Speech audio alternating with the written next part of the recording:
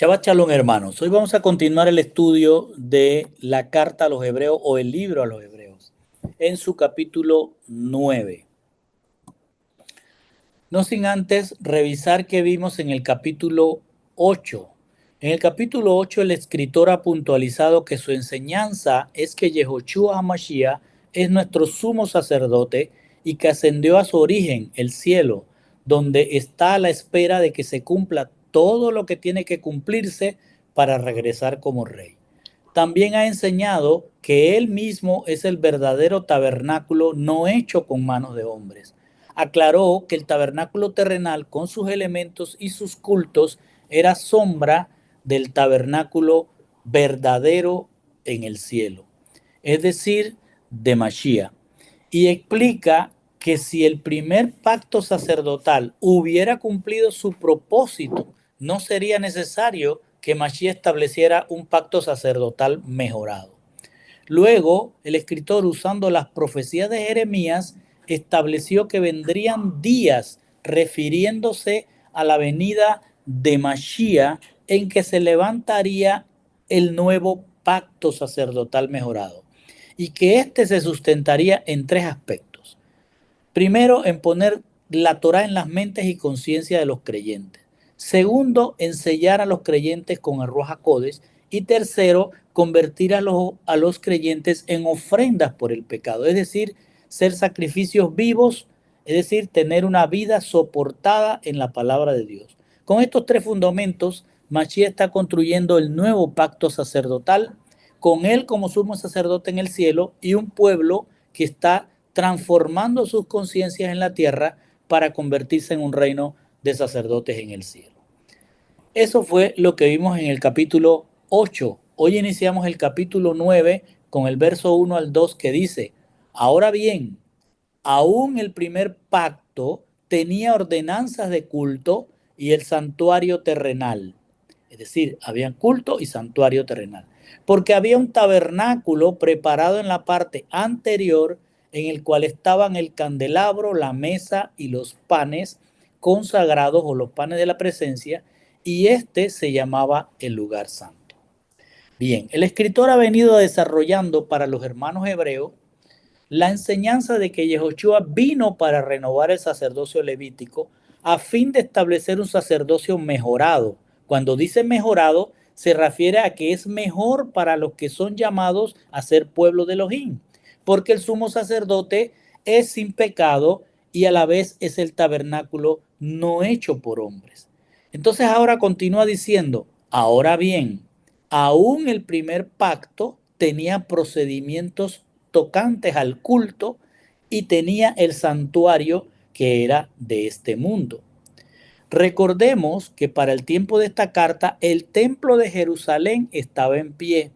Entonces el autor de la carta, usando como referencia ese templo terrenal, dice: ahora bien, el primer pacto sacerdotal, es decir, el levítico, tiene procedimientos para llevar un culto de adoración a Dios y tienen también un lugar kadosh, un lugar santo en la tierra, y se refiere a todo el tabernáculo. Y recuerde que el tabernáculo era, como se ve en la figura, todo, lo llamado tabernáculo era todo.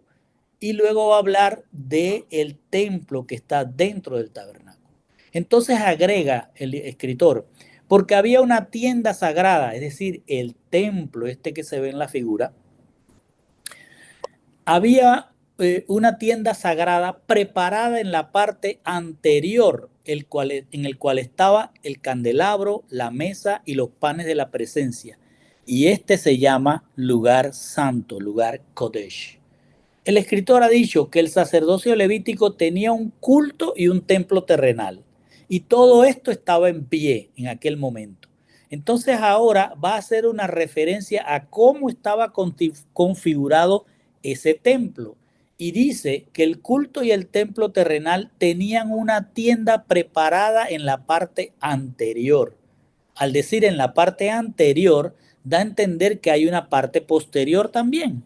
Se está refiriendo a que el templo terrenal tiene dos partes y que se preparó para el culto en la parte anterior un lugar que contiene ciertos utensilios que son el candelabro, la mesa y los panes de la presencia, y que además esa parte anterior del templo se llama lugar santo, es decir, un lugar de la más alta separación o distinción, es decir, un lugar de santidad. Es decir, que cuando el sacerdote llegaba hasta el templo que está dentro del tabernáculo, él se encontraba entonces en una parte anterior. ¿Por qué anterior? Porque venía otra parte que sería la posterior, de la cual también el escritor va a hablar. Entonces, en la parte anterior estaban todos estos elementos o utensilios y ese lugar se llamaba el lugar santo. Luego dice, y detrás del segundo velo había un tabernáculo llamado el lugar santísimo, el cual tenía el altar de oro del incienso y el arca del pacto cubierta toda de oro, en la cual había una urna de oro que contenía el maná y la vara de Aarón que retoñó y también tenía las tablas del pacto. El escritor, después de describir el lugar santo, es decir, el lugar anterior al que ahora va a describir, continúa describiendo el templo terrenal y pasa a referirse a otra parte de este templo, a la parte posterior, es decir, a la que sigue después del lugar anterior, es decir, la que sigue al lugar santo. Y dice, y detrás del segundo velo había un tabernáculo llamado el lugar santísimo. Cuando dice detrás del segundo velo, se refiere a que para entrar al templo había que pasar una cortina y al pasarla se entraba al lugar santo. Son dos cortinas, una cortina para entrar al lugar santo y una segunda cortina que es para entrar al lugar santísimo. Entonces, después del lugar santo, de pasar al lugar santo a través de la primera cortina, se encontraba otra cortina que dividía el lugar santo del lugar llamado Kadosh HaKadoshim en hebreo, que en español se ha traducido el lugar santísimo. Es decir, un lugar aún más distinguido que el primero, y pasa a describir qué había en ese lugar. Y dice, ese lugar, el cual tenía el altar de oro del incienso y el arca del pacto cubierta toda de oro, en la cual había una urna de oro que contenía el maná y la vara de Aarón que retoñó y las tablas del pacto. El escritor ha explicado que el templo terrenal tiene dos partes que están separadas por un velo o cortina. También ha explicado que una parte es más distinguida o separada que la otra y que la primera contiene utensilios que sirven al sacerdocio para el culto. Ahora explica que ahora va a explicar qué contiene o contenía el lugar más distinguido, el cual era llamado lugar santísimo. Y dice que en ese lugar santísimo estaban el altar de oro del incienso y el arca del pacto cubierta toda de oro, en la cual había una urna de oro que contenía el maná y la vara de Aarón que retoñó y las tablas del pacto.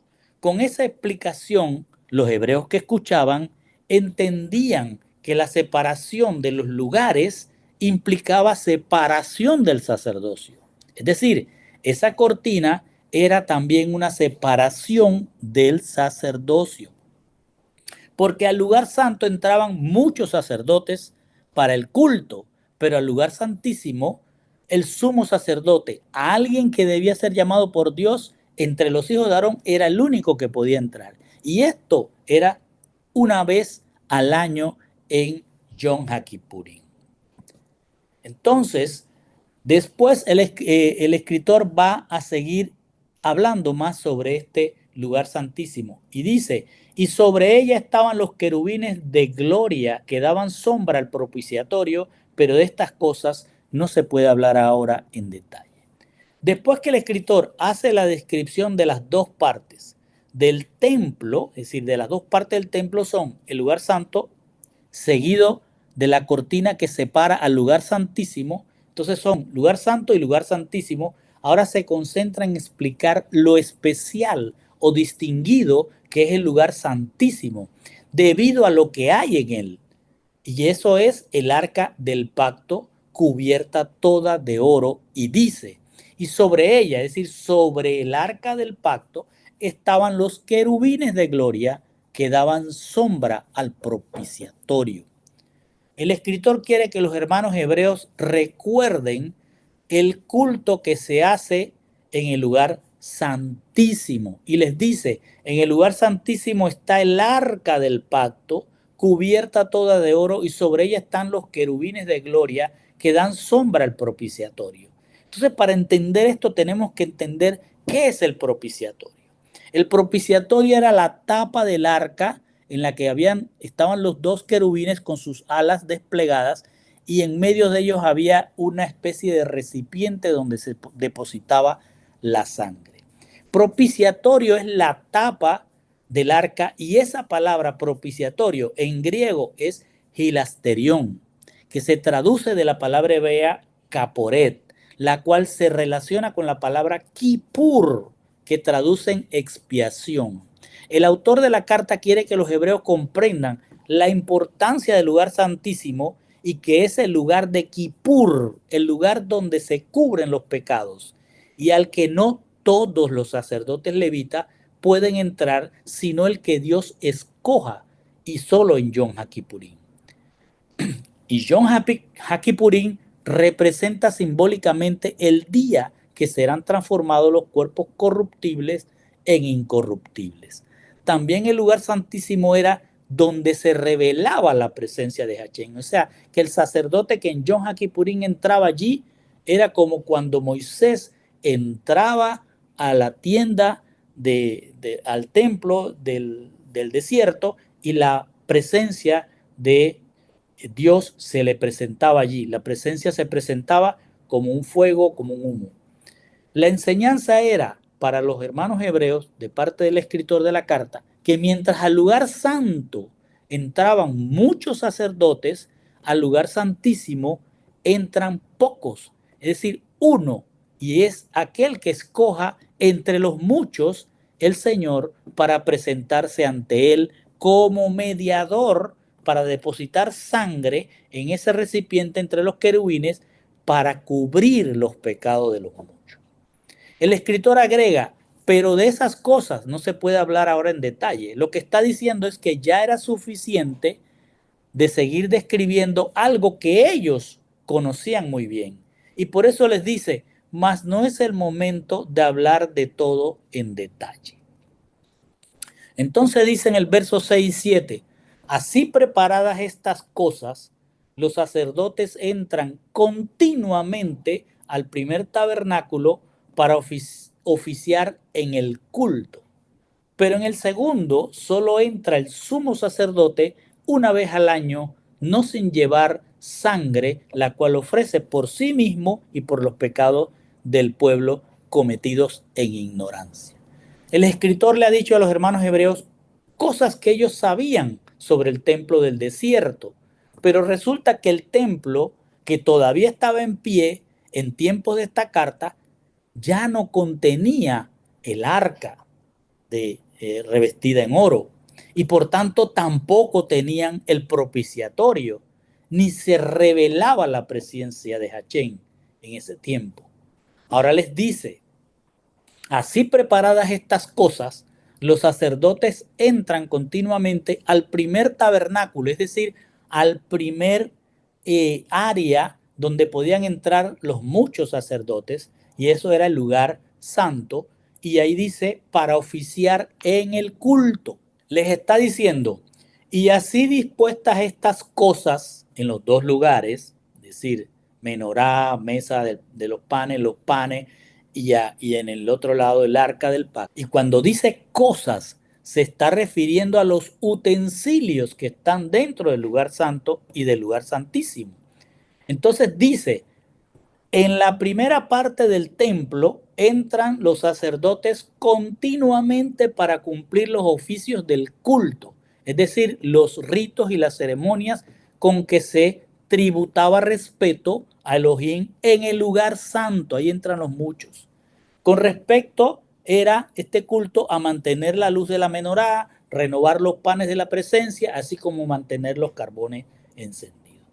Y agrega, pero en el segundo solo entra el sumo sacerdote una vez al año, no sin llevar sangre, la cual ofrece por sí mismo y por los pecados del pueblo cometidos en ignorancia.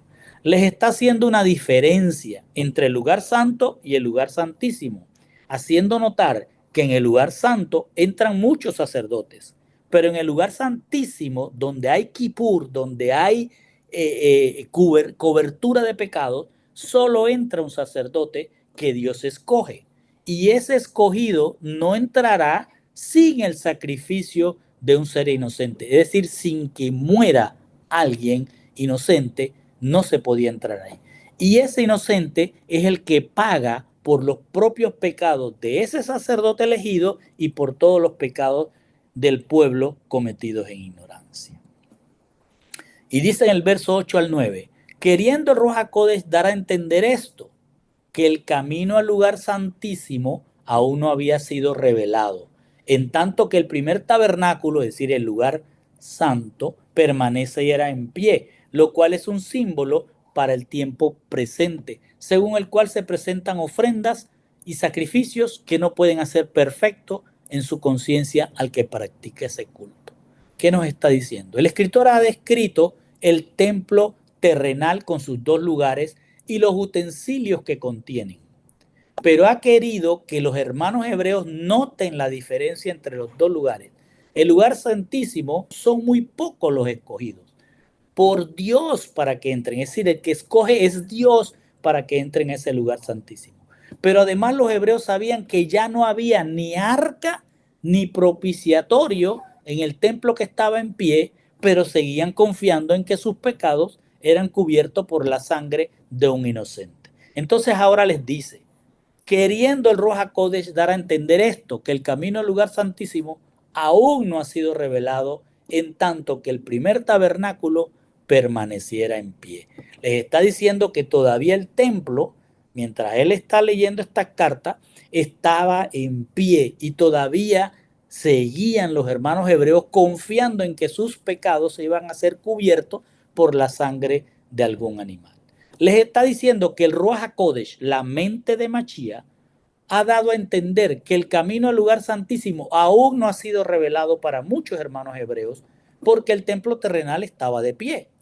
El escritor está diciendo que a muchos hermanos hebreos no se les ha revelado Ruach HaKodesh, es decir, que no han sido derramados sobre ellos la mente de Mashiach, que es la mente, el camino al lugar santísimo celestial.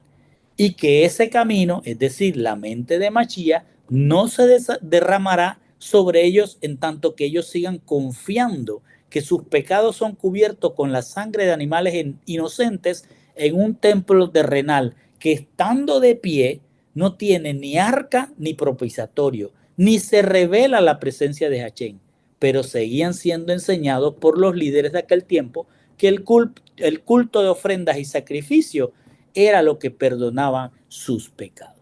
Y les agrega, lo cual es símbolo para el tiempo presente, es decir, el templo era un símbolo para el tiempo de aquel momento que estaban escuchando esta carta, según el cual se presentan ofrendas y sacrificios que no pueden hacer perfecto en su conciencia al que practica ese culto.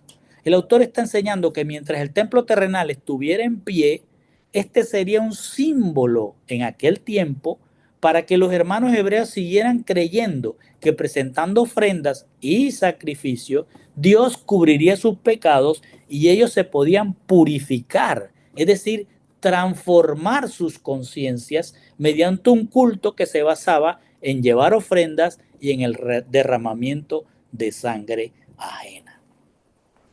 Luego dice en el 10, puesto que tienen que ver solo con comidas y bebidas y diversas abluciones y ordenanzas para el cuerpo impuestas hasta el tiempo de la reforma de las cosas. El escritor ha explicado que en aquel tiempo de la carta el templo terrenal estaba de pie y era un símbolo mediante el cual el pueblo seguía creyendo que aún sin arca, sin propiciatorio y sin la presencia manifiesta de Hachén, ellos podrían cubrir sus pecados y sus conciencias ser transformadas.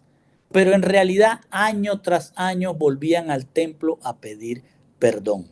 Entonces le cierra diciendo, puesto que tiene que ver solo con comidas y bebidas y diversos lavamientos y ordenanzas para la carne, es decir, para el cuerpo, impuestas hasta el tiempo de la reforma de las cosas. Les está diciendo que el culto del sacerdocio levítico en un templo terrenal basado en ofrendas y sacrificios terminó convirtiéndose solo en cuestiones de comidas, bebidas, lavamientos y mandamientos respecto a la higiene del cuerpo.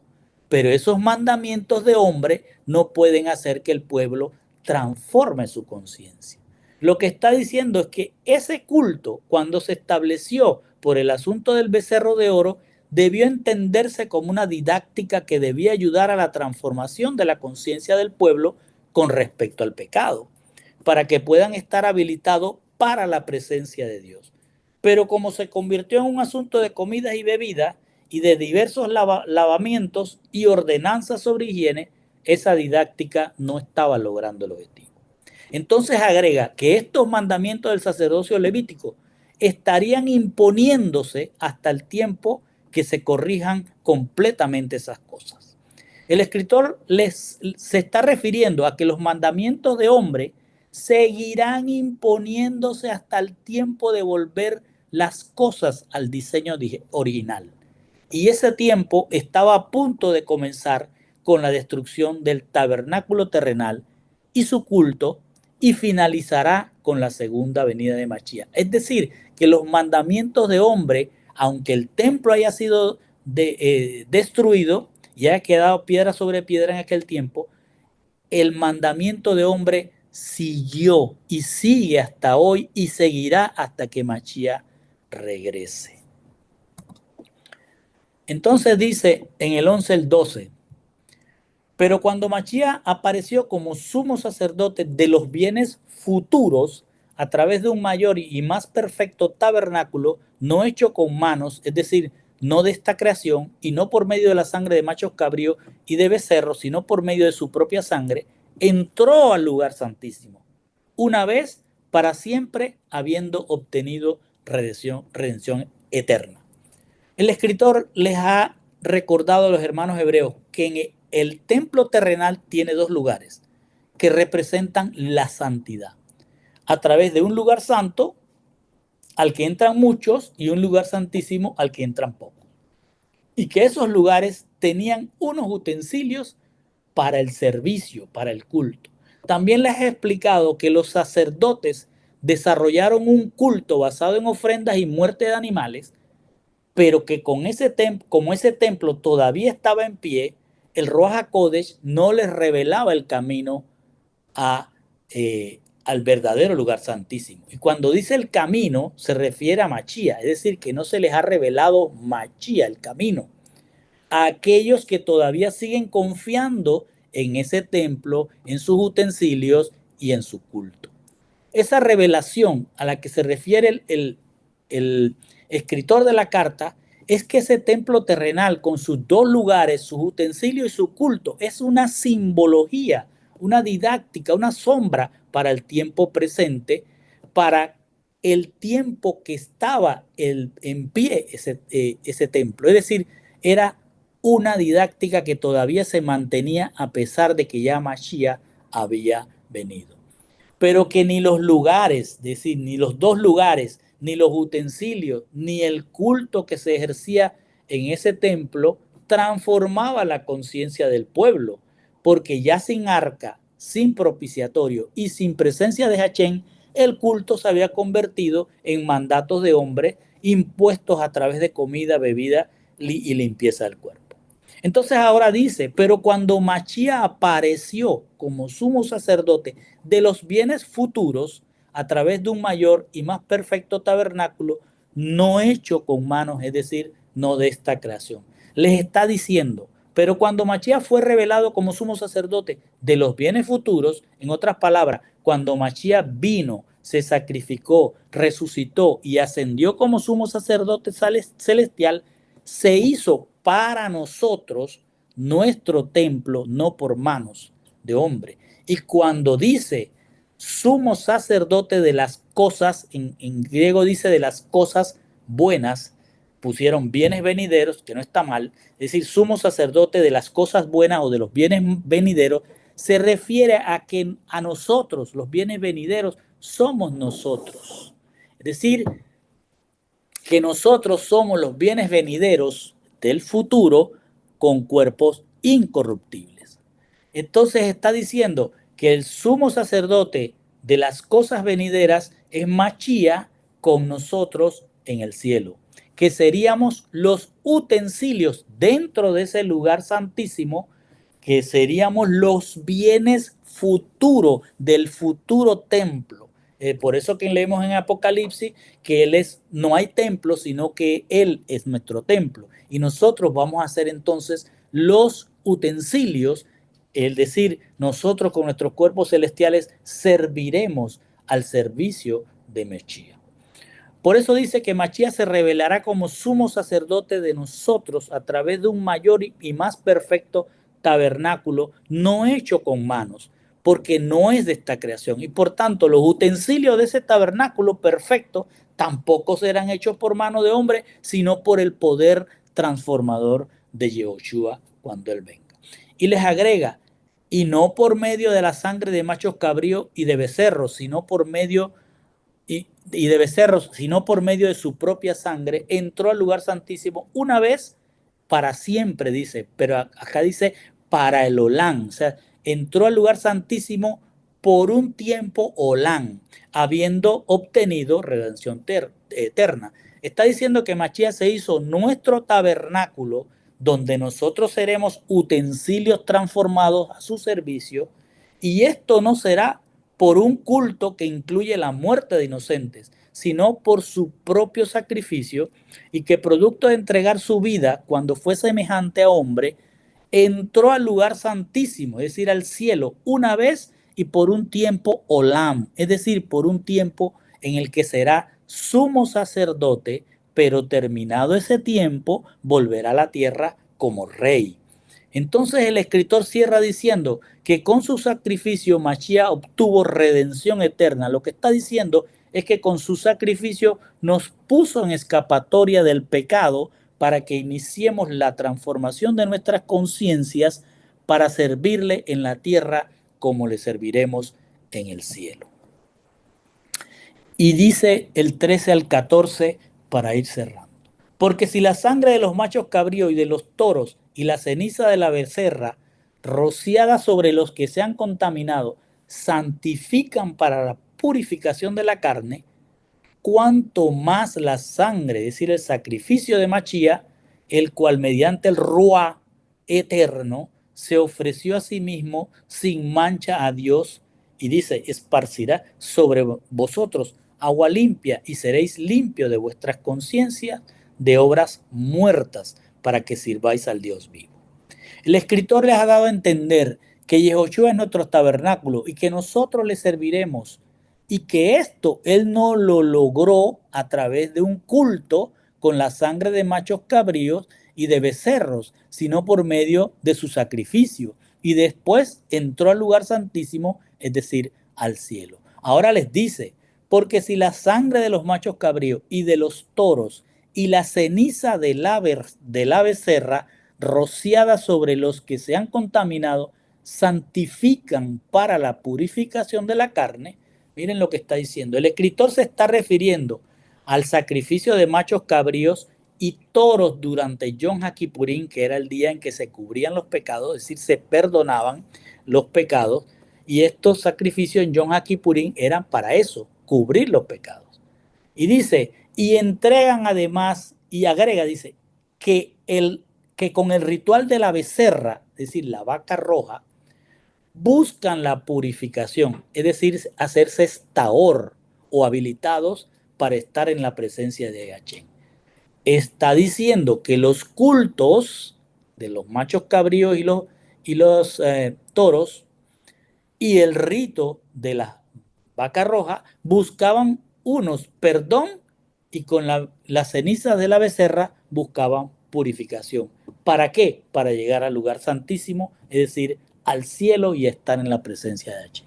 Entonces les agrega, cuanto más la sangre, sacrificio de Machía, el cual mediante el Ruá eterno se ofreció a sí mismo sin mancha a Dios, esparciré sobre vosotros agua limpia y seréis limpios de vuestras conciencias de horas muertas para que sirváis al Dios vivo.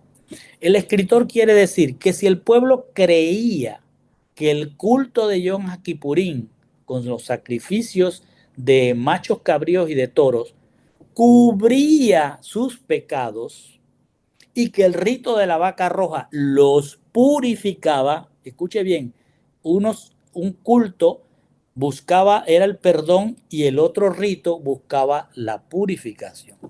Es decir, que con los sacrificios se cubría el pecado y con el rito de la vaca roja se purificaban, es decir, se hacían aptos para presentarse ante Dios, es decir, entrar al cielo, al lugar santísimo.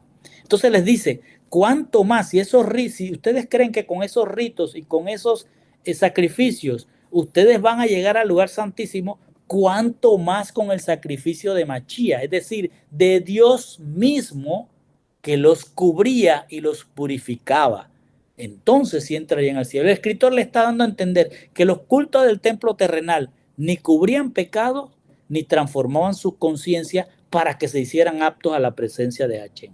Por lo que constantemente tenían que estar matando a inocentes.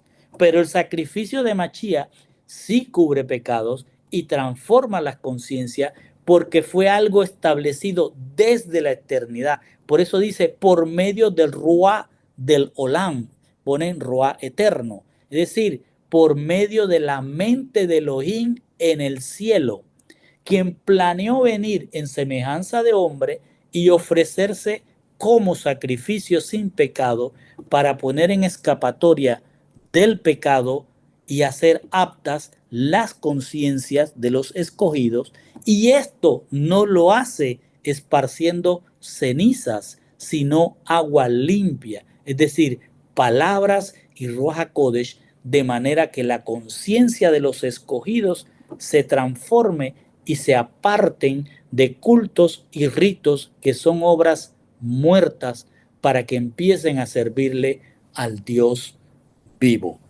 Y con esto, mis hermanos, terminamos la primera parte.